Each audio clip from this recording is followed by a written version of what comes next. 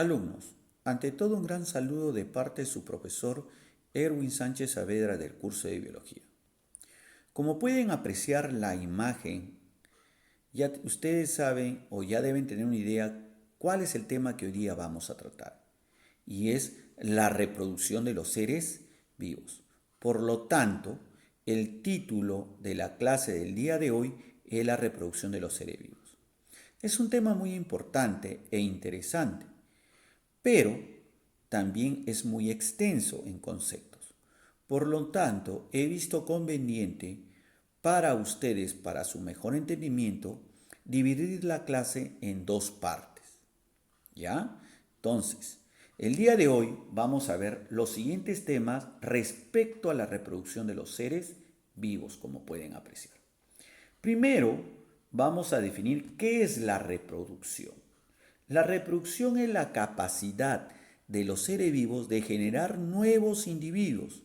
Esos nuevos individuos se llaman descendientes. ¿Qué quiere decir? Las crías.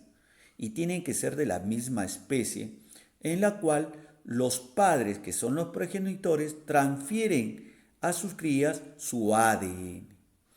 Ahora, como pueden ver en el tema o en la imagen que les estoy brindando, acá ven que hay dos progenitores. Un progenitor masculino que va a tener sus células sexuales llamadas espermatozoides y un progenitor femenino que va a tener sus células sexuales óvulos.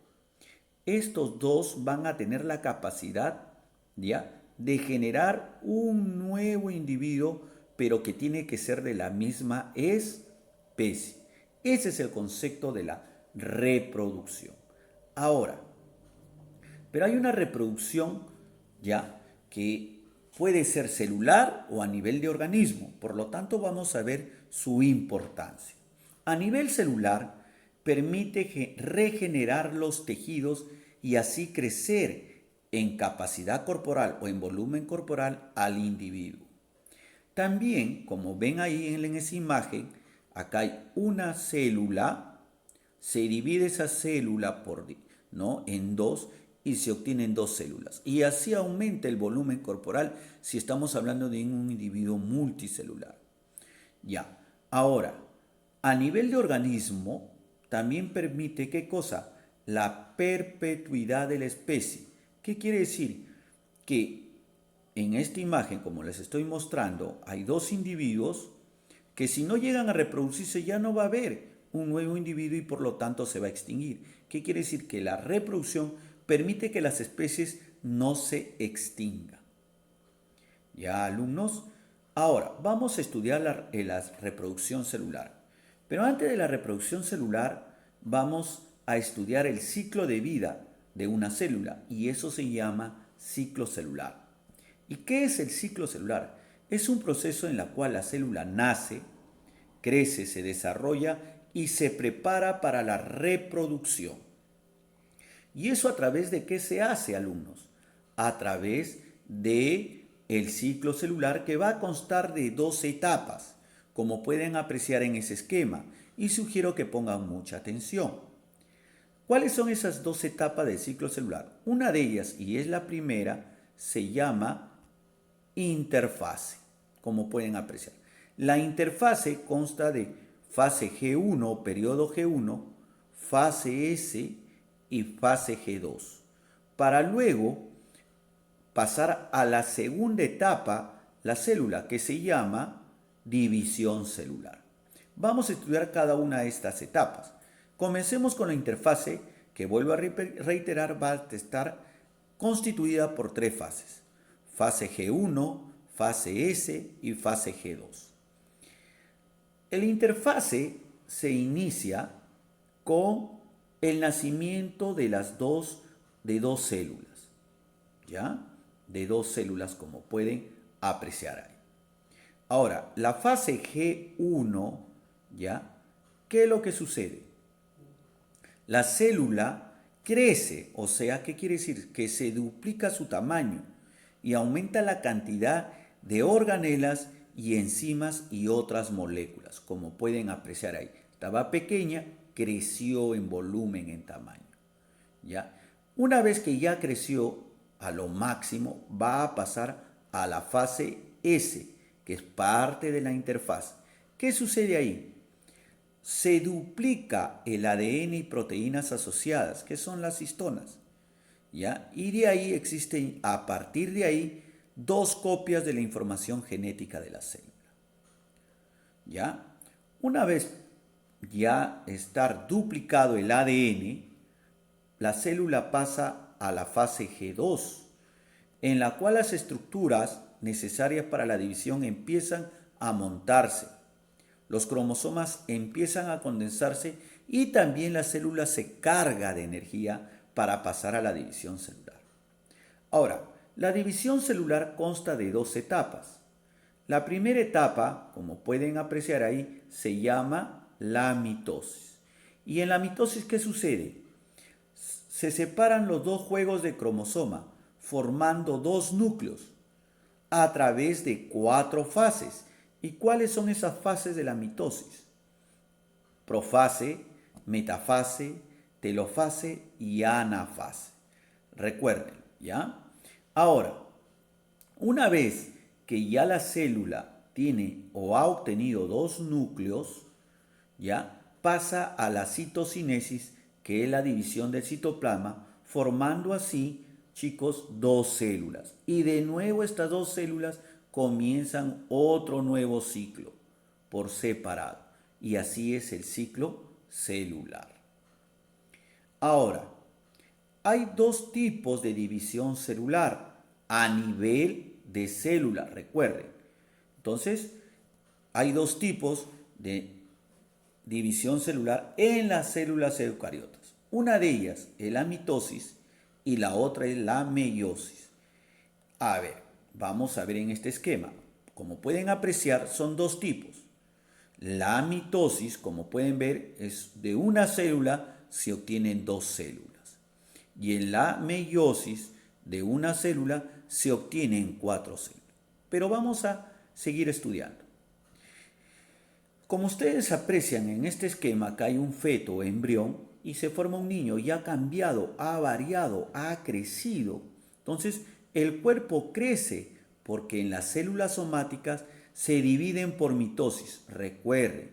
¿Y qué son las células somáticas? Llamadas también corporales. Son las células que conforman nuestro cuerpo, constituyen nuestro organismo, como las células de la piel, del cabello, de nuestro tejido epitelial o la piel, de nuestros órganos y tejidos. ¿Ya? Y cuando uno ya está adulto, la mitosis permite ¿qué cosa? La regeneración de dichos tejidos, ¿ya? Regenerando las células muertas. Por lo tanto, la mitosis se realiza en todas las células somáticas o corporales. Recuerden, las células somáticas son las que constituyen nuestro cuerpo, ¿ya? ¿Y cómo se hace? Cuando una célula se divide por mitosis, las células hijas son idénticas a la madre. Como pueden apreciar acá, esta célula madre tiene 2N como carga genética y se obtienen dos células iguales a la célula madre con la misma carga genética. Y esa es la mitosis. Ahora, vamos a pasar a estudiar la meiosis. La meiosis se realiza en las gónadas u órganos sexuales de los animales y plantas que tienen reproducción sexual. Pero profesor, ¿hay plantas y animales que tienen reproducción asexual? Sí, y lo vamos a estudiar la siguiente clase.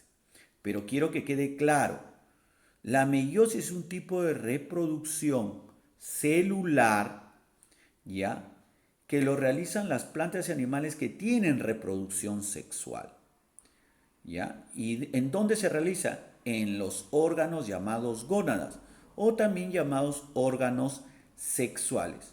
¿Para qué? Para formar o crear los gametos o células sexuales, ¿ya? ¿Y cuáles son? Por ejemplo, de esta célula madre, ¿ya? Van a tener 4 células haploides que no son idénticas, sino que son parecidas. Recuerden eso, por favor. Ahora, reitero, por favor, quiero que quede bien claro este concepto y no se confundan. La meiosis permite la formación de las células sexuales, llamadas gametos. Los gametos sexuales masculinos se llaman espermatozoides y se forman en los órganos llamados gónadas, que en este caso serían los testículos. Y las gónadas femeninas forman las células sexuales o gametos femeninos, que son los óvulos. ¿Ya? Reitero, por favor. Ahora, una vez estudiado esto y los conceptos respectivos, he visto conveniente, ¿ya?, hacer este esquema o brindarles esta imagen para que ustedes puedan ver comparativamente qué diferencia hay entre la mitosis y la meiosis. Por ejemplo, una de las diferencias, es la siguiente. ¿Cuál? Que en la mitosis va a tener 4 fases: profase, metafase, anafase y telofase. Y de una célula surgen 2 células idénticas. O sea, de 2 células hijas se obtienen y que son idénticas de la célula madre. En cambio, la meiosis, ya, escúchenme bien, también hay, pero hay 2 divisiones celulares. Miren acá, una y acá 2.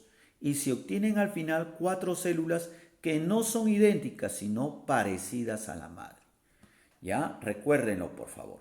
Ahora, vamos a proseguir. Como repaso, como ustedes pueden apreciar, la mitosis, y reitero, va a tener profase, metafase, anafase y telofase en un primer periodo llamado cariocinesis, que es que de un núcleo dentro de la célula se forman 2 núcleos, como pueden apreciar ahí.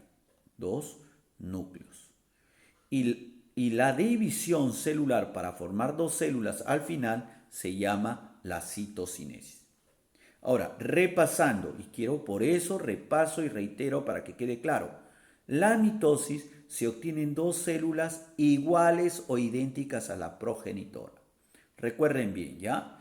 La mitosis no exactamente es una reproducción en sí misma, sino que es un proceso de división nuclear, o sea, se forman 2 núcleos, que sirve para repartir las cadenas de ADN. Ahora, este proceso va a tener 4 fases: profase, metafase, anafase y telofase. ¿Dónde se desarrolla la mitosis? En todas las células somáticas. ¿Qué quiere decir? Las células que constituyen nuestro cuerpo. Por lo tanto, se llaman corporales. Ahora, la meiosis, como pueden apreciar acá, la meiosis, ¿ya?, se obtienen 4 células parecidas a la célula madre con la mitad de carga genética. Como pueden apreciar en este esquema, célula madre, cuando la división es por la meiosis, se reduce a la mitad del número de cromosomas. Acá hay 2 N cromosomas, acá hay un N cromosomas. Y se obtienen 4 células haploides que son parecidas, no idénticas, a la célula madre. Ahora bien, por meiosis se dividen las células germinales madres de los espermatozoides situados en los testículos y las células germinales madre de los óvulos en los ovarios. Las células hijas, los gametos son haploides. O sea, en síntesis, ¿qué significa? Que la meiosis permite la formación de los gametos o células sexuales. ¿Ya? ¿Está bien? Ahora, la meiosis en el género masculino se realiza en la gónada llamada testículos para formar los espermatozoides. Y la meiosis en el sexo femenino se realiza en la gónada, ¿ya?, o órgano sexual femenino, que son los ovarios, para formar los óvulos. ¿Ya? ¿Estamos? Ahora quiero que pongan atención esta parte final. ¿Ya? Debe existir la meiosis en sí, es un mecanismo que debe existir.